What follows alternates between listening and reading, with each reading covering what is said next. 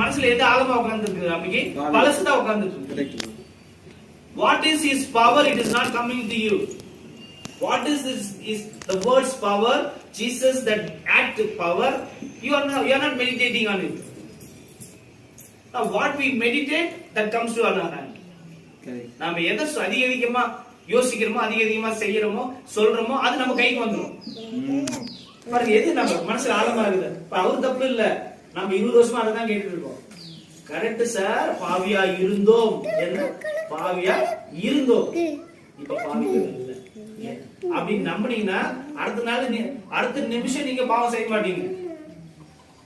நான் பாவினா கண்டிப்பா அந்த ஆவிதான் உங்க வீட்டு இருக்கும். அதுதான் இப்ப நானு இடையில நிறுத்திட்டு நீங்க யாருன்னு கேட்டேன். கண்டிப்பா நீங்க சொல்லணும். இப்ப நீங்க I told you what is the great exchange.